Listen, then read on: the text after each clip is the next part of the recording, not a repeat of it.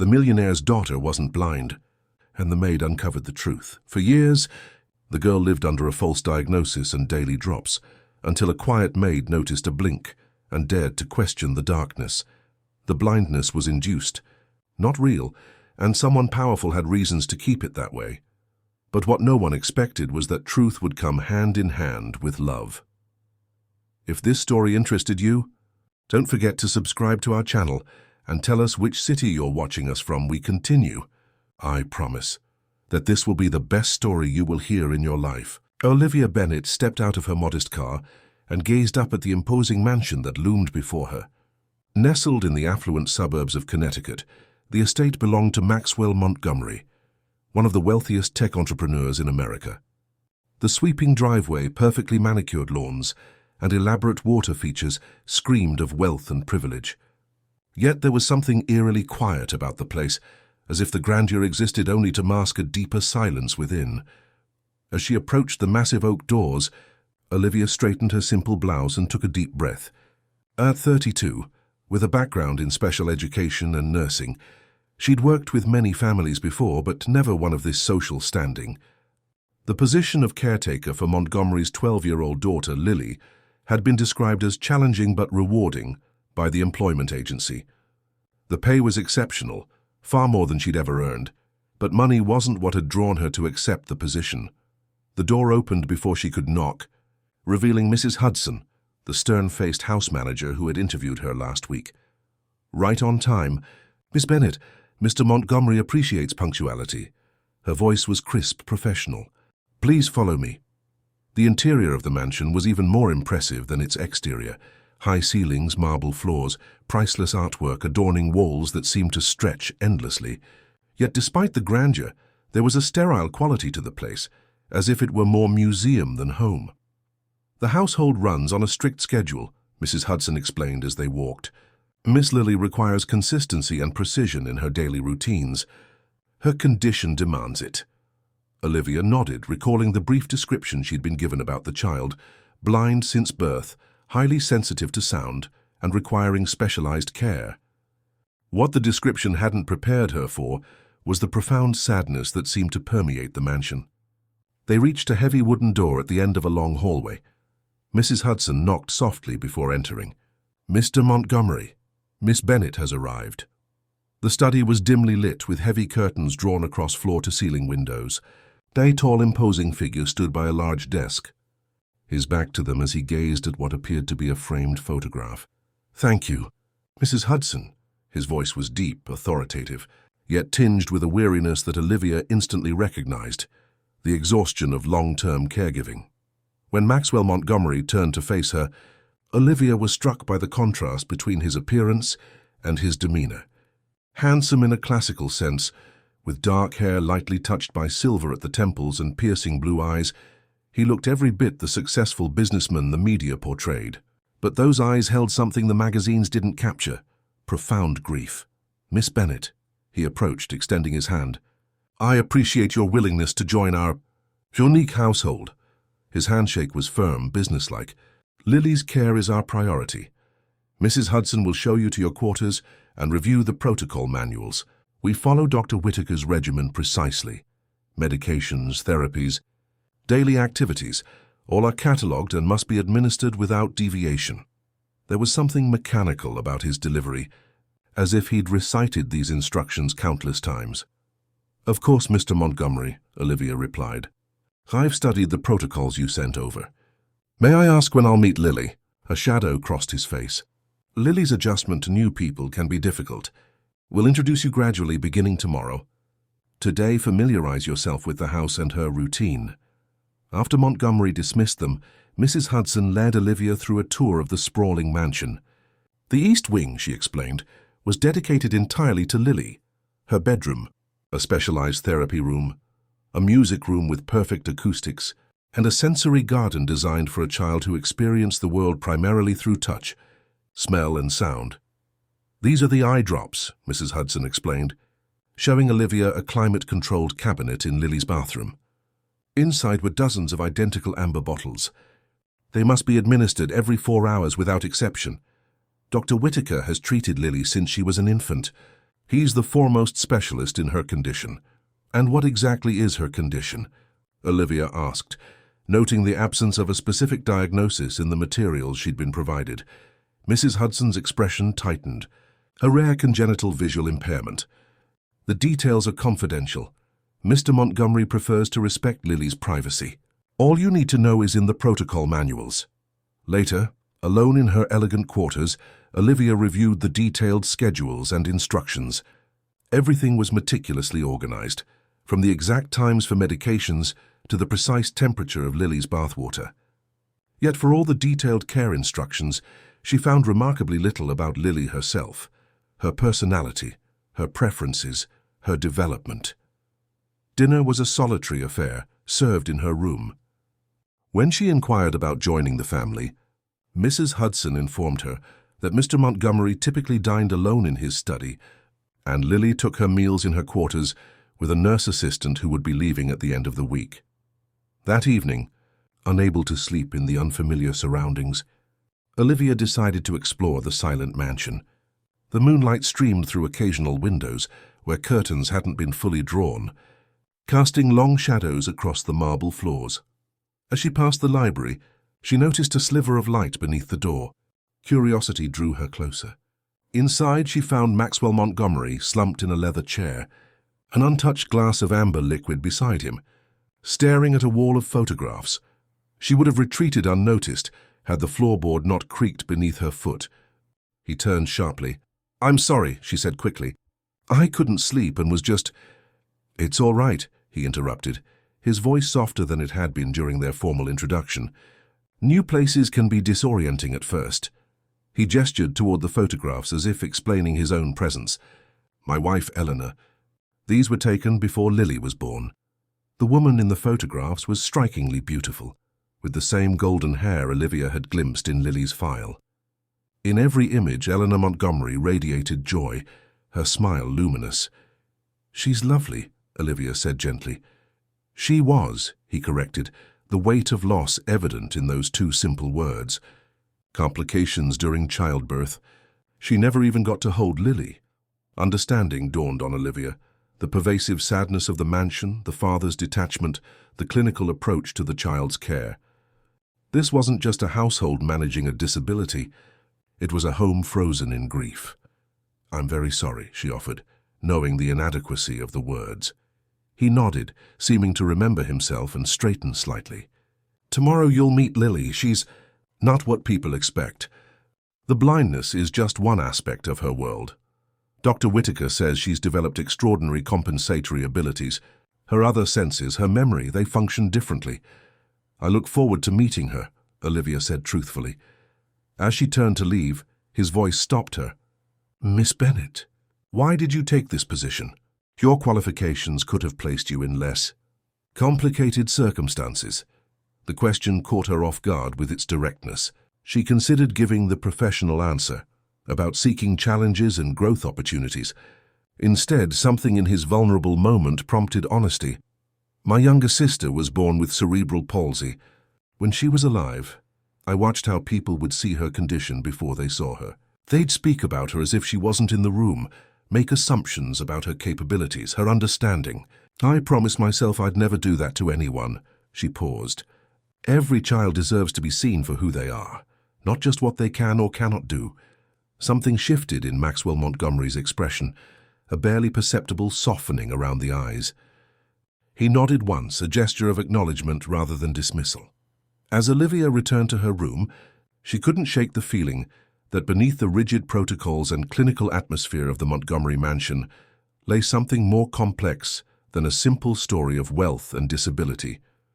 Tomorrow she would meet Lily, and perhaps begin to understand the shadows that seemed to cling to every corner of this impressive yet sorrowful home.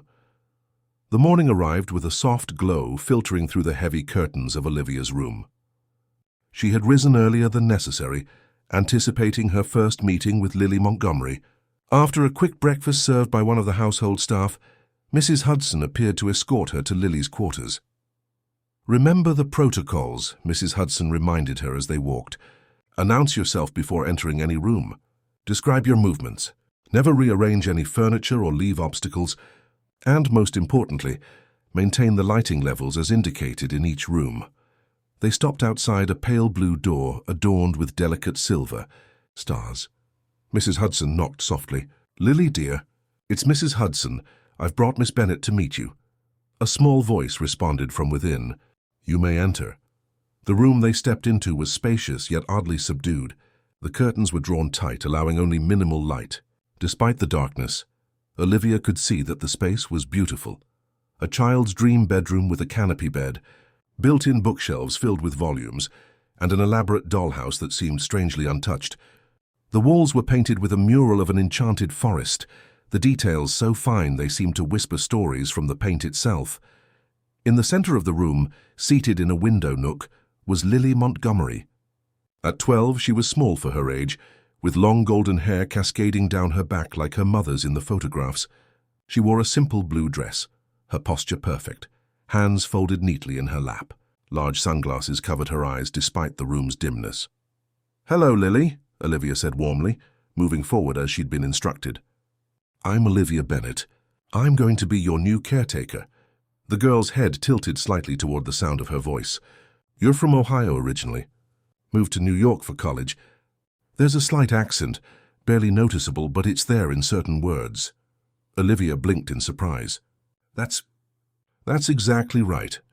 How did you know?" A small, proud smile touched Lily's lips. "Sound is my world, Miss Bennet. I hear what others miss."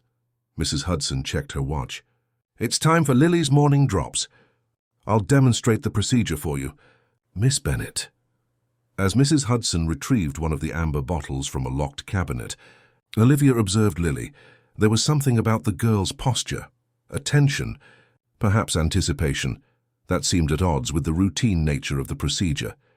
"Tilt your head back, dear," Mrs. Hudson instructed. And Lily complied with practiced precision. The sunglasses were removed, revealing closed eyelids. Olivia watched as Mrs. Hudson administered 2 drops to each eye.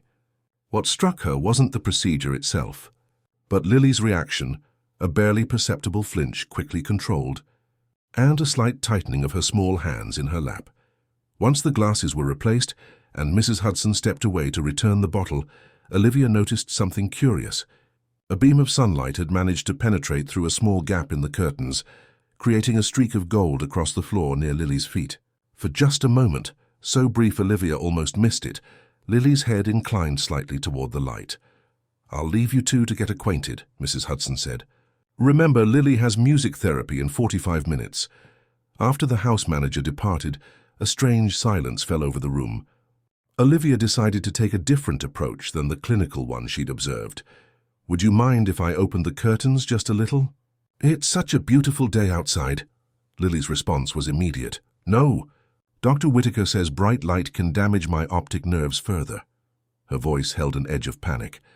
"The protocol says minimal light exposure." "Of course," Olivia reassured her. "I apologize. We'll keep things just as they are." She moved to sit in a chair near Lily. "Tell me about yourself. What do you enjoy doing?" "I listen to music." "I read with my fingers. I memorize things." The answer came with practiced ease, as if recited rather than felt. "What kind of music do you like best?" For the first time, Lily seemed momentarily uncertain, as if the question fell outside her usual script. "Classical is best for neural development." "That's what Dr. Whitaker prescribes. But what do you enjoy?" Olivia pressed gently. Lily's fingers fidgeted slightly with the fabric of her dress. I like songs with stories in them, country music sometimes, and movie soundtracks." Something about the way she described movie soundtracks caught Olivia's attention. "Do you have a favorite movie?" Another hesitation. "I don't watch movies, Miss Bennet." "I'm blind." There was something almost rehearsed about the response. "Of course. I meant the soundtrack specifically." Lily relaxed slightly. "I like the music from Brave. The Scottish melodies feel like running through hills I'll never see." The conversation continued, with Olivia gently probing beyond the surface of Lily's prescribed life. With each question that strayed from the clinical routine, she noticed subtle changes in the girl, momentary pauses, careful consideration before answers, as if navigating unseen boundaries. When it was time for music therapy, Olivia escorted Lily through the hallways. She noticed how Lily moved with surprising confidence for someone who couldn't see, her hand trailing lightly along the wall, footsteps sure and measured. "You navigate very well," Olivia commented. "I've lived here my whole life. I've counted every step, memorized every turn." There was a hint of pride in her voice. "Mrs. Hudson says I have extraordinary spatial memory." Throughout the day, Olivia followed the protocols while carefully observing Lily. The girl was indeed remarkable, her memory flawless, her hearing acute enough to identify people by their footsteps, her fingers sensitive enough to read not just Braille, but textures that would seem indistinguishable to others. Yet there were inconsistencies that nagged at Olivia. Small moments when Lily seemed to react to visual stimuli, a slight turn toward movement, a tension when shadows shifted, and her descriptions of things had a vividness that seemed odd for someone who had never seen color or form.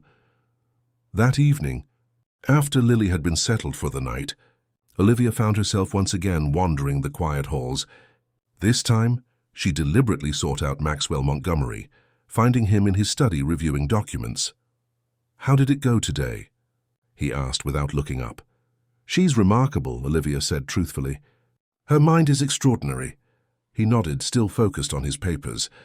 "Dr. Whitaker says she's developed exceptional compensatory abilities. The brain adapts." "Mr. Montgomery," Olivia began carefully, "how long has Lily been under Dr. Whitaker's care?"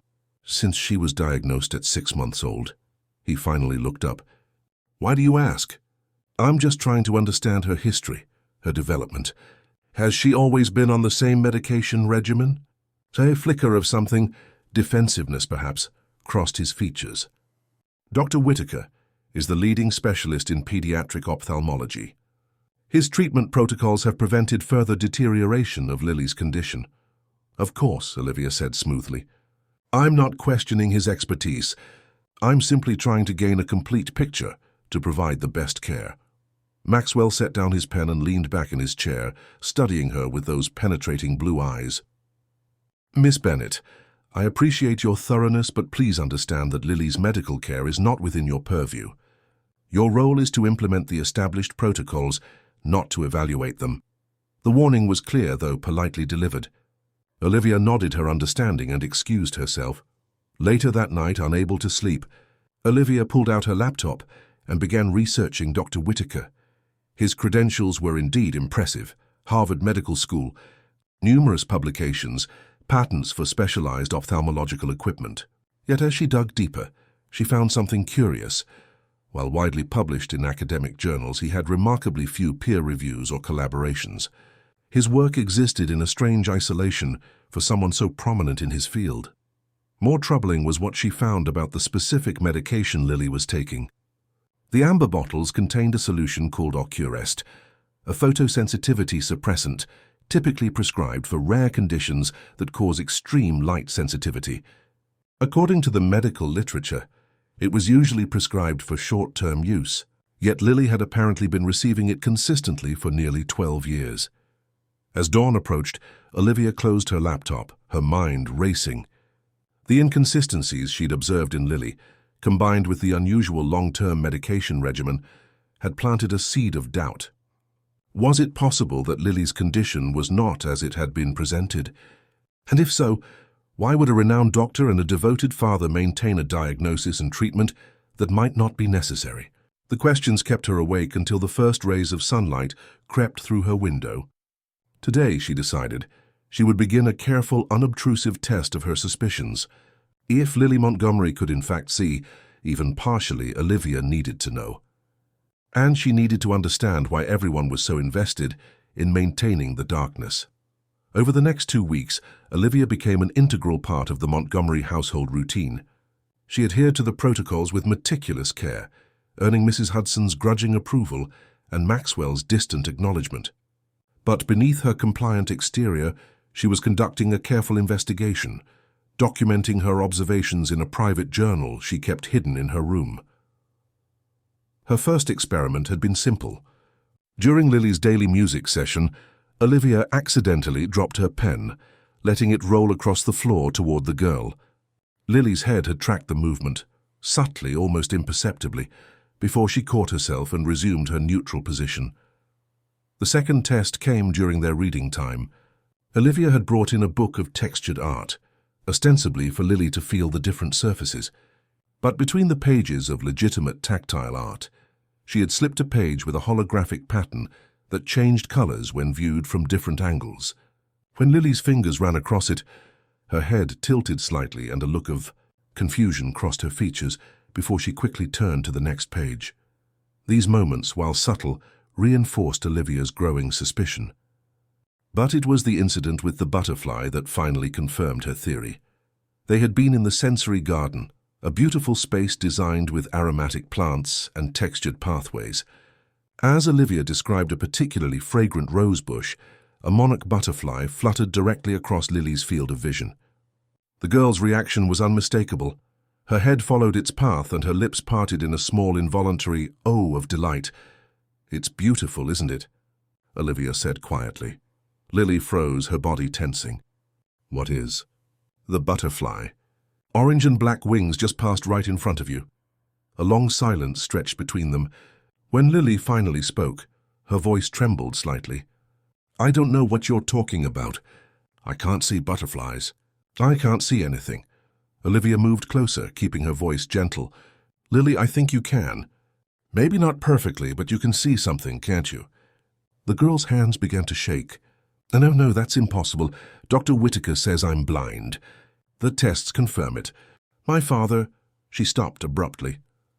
"Your father believes what Dr. Whitaker tells him," Olivia suggested softly. Tears slipped from beneath Lily's sunglasses. "Please don't tell anyone, please. If Dr. Whitaker finds out, he'll change my medicine again, and then I won't see anything at all." The confession broke like a dam. In halting, fearful whispers, Lily revealed that she had always been able to see shadows and light. As she grew older, her vision had actually improved rather than deteriorated, contrary to what Dr. Whitaker reported to her father. She could make out colors, movements, even some shapes, though everything remained blurry and indistinct. "When I was little, I didn't know it was wrong," she explained. "I thought everyone saw the way I did. But then once, when I was about 5, I mentioned the color of Mrs. Hudson's dress, and everyone got very quiet. Dr. Whitaker came that same day and gave me different drops. After that, everything went dark for weeks. I was so scared." "So you learned to pretend," Olivia said, understanding dawning. Lily nodded. "I had to be careful. When the drops wear off a little, I can see more. But I have to remember not to react. Dr. Whitaker tests me sometimes, moves things in front of my face to see if I'll flinch." Anger flared in Olivia's chest, but she kept her voice calm. "Why would Dr. Whitaker want you to believe you're blind if you're not?" "I don't know." Lily's voice dropped even lower. "But he and my father whisper sometimes. About my mother. About how I'm just like her."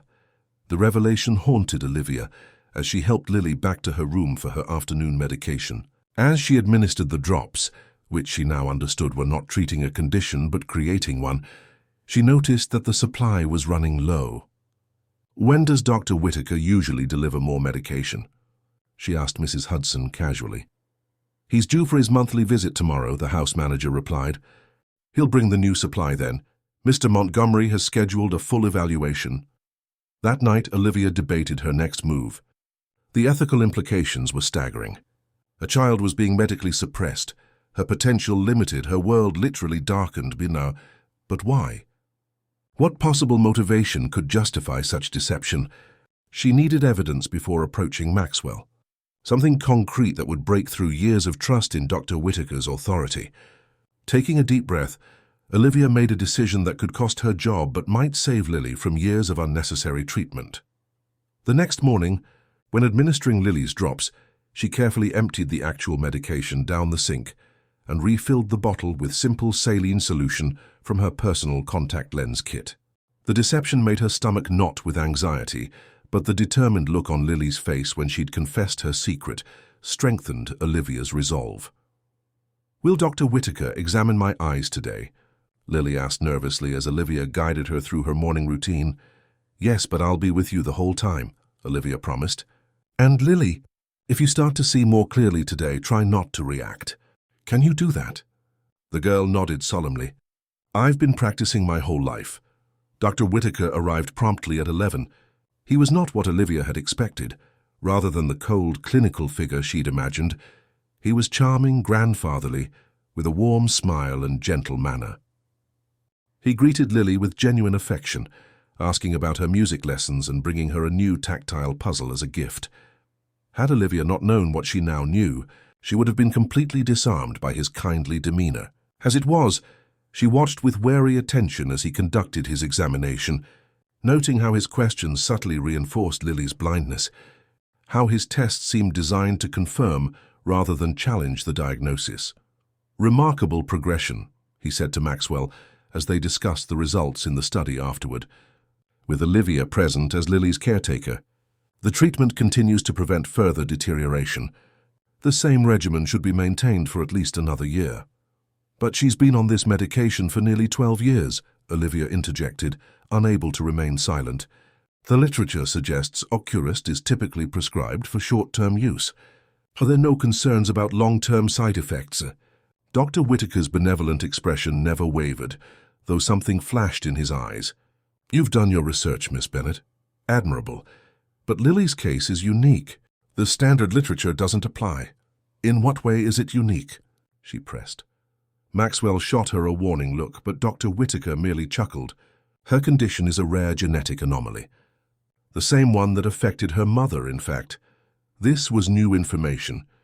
"Eleanor was also visually impaired." "Not exactly," Maxwell interjected. "Eleanor had a different manifestation of the same condition. She experienced episodes, visual disturbances that became increasingly severe." Dr. Whitaker nodded. "Episodes that ultimately led to her psychiatric hospitalization during her pregnancy.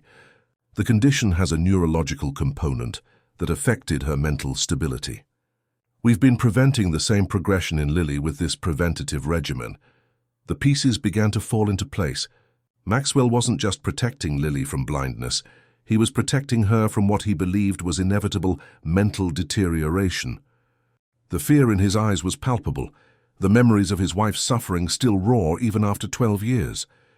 "Mr. Montgomery," Olivia said carefully, "have you considered seeking a second opinion? Medical knowledge advances rapidly. Perhaps there are new approaches." "We've explored every option," Maxwell cut her off. "Dr. Whitaker has been with our family for 15 years. He treated Eleanor. He's monitored Lily since infancy. I trust his judgment implicitly." The conviction in his voice made clear that direct confrontation would be futile. She would need irrefutable evidence to break through his faith in the doctor's diagnosis. That evening, after ensuring Lily was settled for the night, Olivia did something she knew could result in her immediate dismissal. She searched Dr. Whitaker's name in conjunction with Eleanor Montgomery, looking for any public records of his treatment of Maxwell's late wife. What she found sent a chill through her. 15 years ago, Dr. Whitaker had been involved in an experimental treatment program for visual neurological disorders. The program had been abruptly shut down, following ethics complaints about its methodology and results reporting. Eleanor Montgomery's name appeared nowhere in the official documentation, but the timeline matched perfectly with when she would have been under his care. Further digging revealed something even more disturbing. Dr. Whitaker held patents not just for ophthalmological equipment, but for the very medication he prescribed to Lily. He had a direct financial stake in maintaining her treatment indefinitely. Armed with this information, Olivia knew she needed to proceed carefully. Maxwell's devotion to his daughter was genuine, as was his fear of losing her to the same condition that had taken his wife. He wasn't complicit in any deception, he was its primary victim, manipulated by a doctor who had exploited a grieving husband's fear and guilt. As she closed her laptop, a soft knock at her door startled her. Opening it, she found Lily standing in the hallway, her sunglasses absent, her eyes wide and uncertain in the dim light. "I can see you," she whispered. "Not clearly, but I can see your face, Miss Bennett, and the stars through the window. They're so bright." Tears filled Olivia's eyes as she ushered the girl into her room. "Oh, Lily, why would he do this?" Lily asked, her voice small but no longer fearful, curious now and sad. "Why would Dr. Whitaker make me think I was blind if I'm not?" "I don't know all the answers yet," Olivia admitted. "But I think it has to do with your mother and with Dr. Whitaker's research. And I promise you we're going to find the truth." Lily nodded, her gaze moving around the room, taking in details she could now perceive more clearly without the suppressive medication. Will my father believe us? It was the crucial question. Maxwell Montgomery's entire world had been built around protecting his daughter from a fate that might not even be real. How would he react to learning that the trusted doctor, who had been treating his family for 15 years, had potentially been lying all along? I don't know, Olivia answered honestly. But tomorrow we're going, to help him see the truth. Together. Dawn broke over the Montgomery estate, casting long shadows across the manicured grounds. Olivia had barely slept, her mind racing with plans and contingencies. After returning Lily safely to her room the previous night, she had spent hours organizing her evidence and preparing for the confrontation ahead. She knew the risk she was taking. Maxwell Montgomery could dismiss her immediately, write her off as delusional or manipulative. Dr. Whittaker, with his credentials and long-standing relationship with the family, could easily discredit her. But the sight of Lily's face as she truly saw the world for the first time in years steeled Olivia's resolve. Breakfast was a tense affair. Lily, following Olivia's guidance, maintained her practiced behavior despite her improving vision. Maxwell, preoccupied with business calls, barely noticed the charged atmosphere. Mrs. Hudson, however, watched Olivia with narrowed eyes, clearly sensing something amiss in her demeanor. Mr. Montgomery, Olivia said as he prepared to retreat to his study, I need to speak with you privately. It's about Lily. He frowned, checking his watch. Can it wait? I have a conference call in 20 minutes. No, sir. It can't wait. Not another day. Something in her tone must have conveyed the gravity of the situation, because he studied her face for a moment before nodding. Very well, we can speak in my study. Once the heavy door closed behind them, Olivia took a deep breath. Mr. Montgomery, I believe Lily has been misdiagnosed. More than that, I believe she's been deliberately maintained in a state of artificial visual impairment. His expression hardened. That's a serious accusation, Miss Bennet. One that questions not only Dr. Whittaker's professional integrity, but my judgment as a father. I understand how this sounds, she continued steadily. But I have evidence I'd like you to consider. She presented her findings methodically, her observations of Lily's reactions to visual stimuli, the research on Oculist showing its suppressive rather than therapeutic effects, the documentation of Dr. Whittaker's financial interest in the medication, and finally, the records of the shut-down experimental program that had coincided with Eleanor's treatment. As she spoke, Maxwell's face remained impassive, but she could see the conflict in his eyes, the desire to dismiss her claims battling with the first seeds of doubt. Even if what you're suggesting were true, he said finally, why? Why would a respected doctor deliberately misdiagnose a child? I believe it started with your wife, Olivia said gently. The experimental program Dr. Whittaker was running was investigating genetic visual neurological disorders. When it was shut down for ethics violations, he lost his research subjects, his funding, and potentially his reputation. Except he still had access to Lily, Maxwell finished, the color draining from his face. A perfect subject with the exact genetic profile he needed to continue his research unofficially, Olivia confirmed, and a grieving father so traumatized by his wife's condition that he would never question the diagnosis or treatment. Maxwell rose abruptly, pacing to the window. I can't just accept this based on your amateur investigation. Dr. Whittaker saved Eleanor from much worse suffering. He's been like family. I'm not asking you to take my word for it, Olivia said, rising to join him. I'm asking you to see for yourself. Today, Lily hasn't received her regular drops, just saline solution. Watch her, talk to her. See if you notice any difference. His head snapped toward her. You tampered with her medication? His voice was dangerously low. I substituted an innocuous saline solution for one day, Olivia acknowledged. If I'm wrong, it will have no effect whatsoever. If you're right, I've been complicit in keeping my daughter in darkness for 12 years. The anguish in his voice was palpable. Not complicit, she corrected firmly. Deceived by someone who exploited your greatest fear, that Lily would suffer as Eleanor did. He stood silently for a long moment, internal conflict visible in every line of his body. Finally, he pressed the intercom on his desk. "Mrs. Hudson, please bring Lily to my study." The minutes that followed were the longest of Olivia's life. When the door finally opened, Lily entered with her customary careful steps, sunglasses in place, one hand lightly trailing the wall. "Lily," Maxwell said, his voice tight with emotion, "Miss Bennet has shared some concerns with me about your treatment." The girl froze, her head turning slightly toward Olivia in silent question. "It's all right," Olivia reassured her. "Your father needs to know the truth." "What truth?" Mrs. Hudson demanded from the doorway, her loyalty to the established order evident in her defensive posture. Maxwell approached his daughter slowly, kneeling before her. With gentle hands he removed her sunglasses. Lily kept her eyes downcast, years of conditioning making her hesitant even now. "Lily," he whispered, "can you look at me?" Slowly, trembling slightly, she raised her head. Her eyes, the same striking blue as her father's, moved uncertainly until they found his face. There was no mistaking it. She was seeing him, truly seeing him, perhaps clearly for the first time in her memory. "Daddy," she said, her voice small but certain. "You have grey in your hair. Just here." Her finger reached out, touching his temple with perfect accuracy. Maxwell's sharp intake of breath was the only sound in the room. "You can see me?" Lily nodded, tears filling her eyes.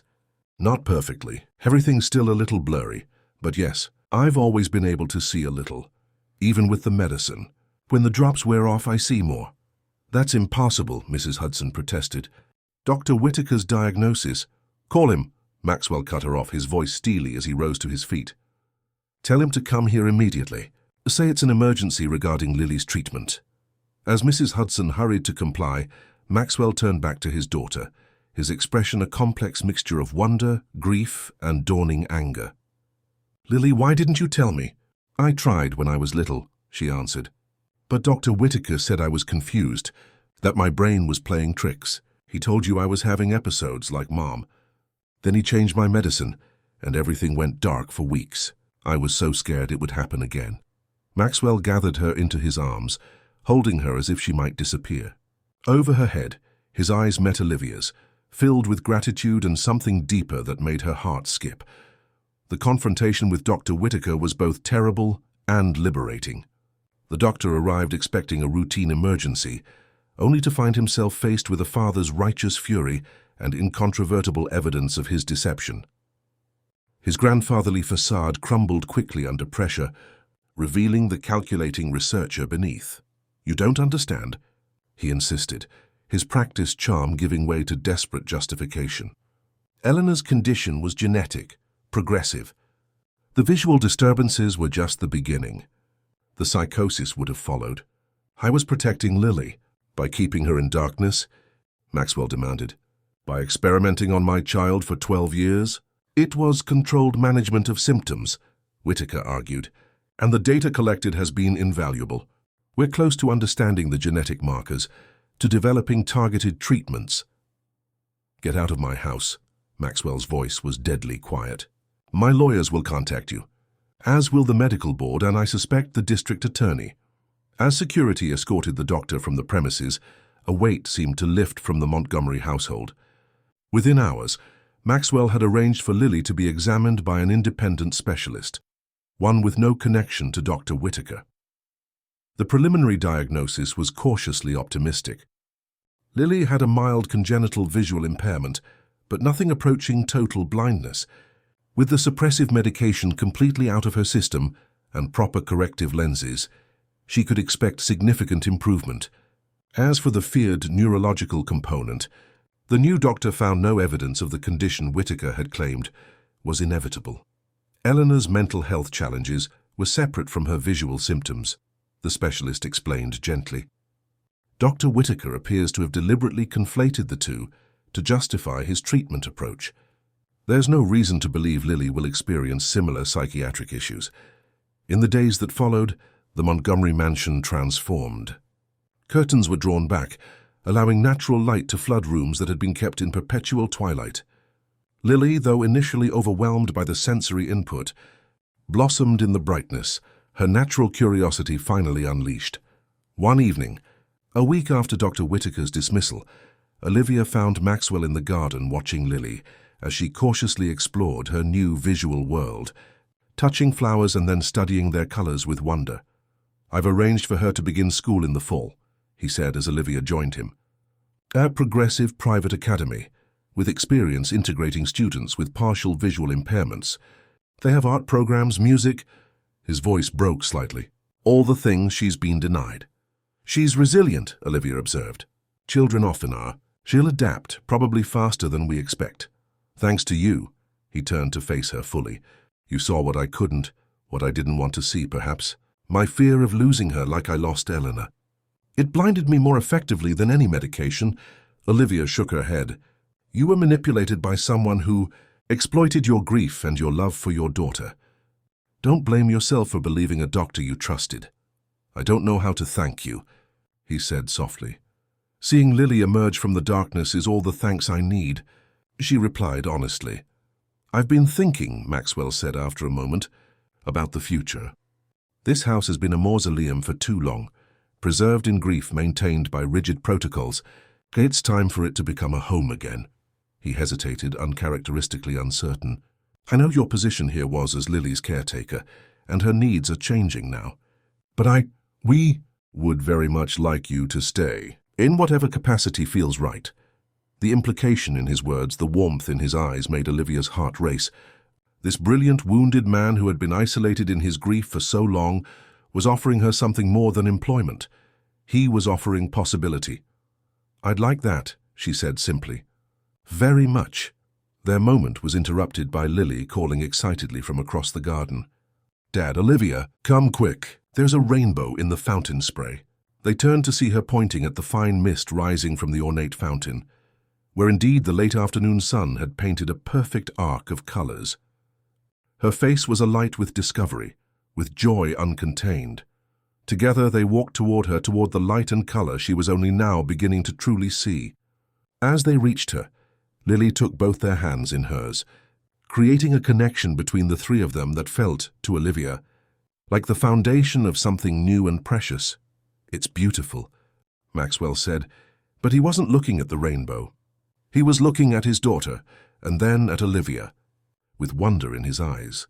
In that moment, standing in the golden light of late afternoon, Olivia realized that in helping Lily emerge from darkness, she had also guided Maxwell back into the light. And in doing so, she had found her own unexpected place in this once shadowed home that was now finally beginning to shine. 6 months later, the Montgomery mansion was transformed, physically and emotionally. The dark, heavy drapes had been replaced with light-filtering blinds that could be adjusted according to Lily's comfort level. The clinical therapy room had been converted into an art studio, where Lily, with her rapidly improving vision, created vibrant, joyful paintings. Maxwell had stepped back from the day-to-day operations of his company to be more present in his daughter's life. The formal stiffness that had characterized him when Olivia first arrived had given way to a relaxed warmth that made him seem years younger, and Olivia, who had arrived as an employee, had become something else entirely. A partner to Maxwell, a mentor to Lily, and the heart of a home that had rediscovered joy. On a crisp autumn evening, as they sat together on the terrace watching the sunset paint the sky in colors Lily could now appreciate, Maxwell reached for Olivia's hand. "I never thought I'd feel this way again," he admitted quietly. "After Eleanor, I shut down that part of myself. I thought loving someone meant inevitably losing them." "And now?" Olivia asked, her fingers intertwining with his. He smiled, the lingering sadness in his eyes now balanced by hope. "Now I understand that love isn't something to fear. It's the light that guides us out of darkness. You taught me that." As if on cue, Lily appeared in the doorway, wearing her new glasses, stylish frames that corrected her mild impairment, while making a fashion statement she was quite proud of. "The stars are coming out," she announced. "Can we use the telescope again tonight?" Maxwell laughed. "Of course. Your astronomer phase continues, I see." "I have a lot of catching up to do," Lily said with the straightforward wisdom that often surprised them. 12 years of not really seeing the stars. I need to make up for lost time." As they set up the telescope together, a family forged not by convention but by shared healing, Olivia reflected on the journey that had brought them here. From a house of shadows and secrets to this place of openness and light, from isolation to connection, from fear to love, the truth had indeed set them free. And in that freedom, they had found each other, seeing clearly at last what had been there all along, waiting to be discovered. Dear listeners, we hope you were moved by Olivia, Maxwell, and Lily's journey from darkness into light. Their story reminds us that sometimes the greatest barriers we face aren't physical but emotional, fears that blind us to possibilities and truths waiting to be discovered. If this story touched your heart, please take a moment to subscribe to our channel and like this video. Each week, we bring you powerful narratives that explore the depths of human connection and resilience. By subscribing, you'll never miss these emotional journeys that remind us of our shared humanity. We've created a special playlist of stories featuring brave individuals who challenge deception and find love in unexpected places. You'll find it by clicking the link on the left of your screen. What moment in the story resonated most with you? Was it when Lily first admitted she could see? Or perhaps when Maxwell finally opened his heart to love again? Share your thoughts in the comments below. Your perspective enriches our storytelling community. Until our next journey together, remember that sometimes the most beautiful revelations come when we have the courage to question the darkness and step into the light. Thank you for listening, and we'll see you in our next emotional adventure.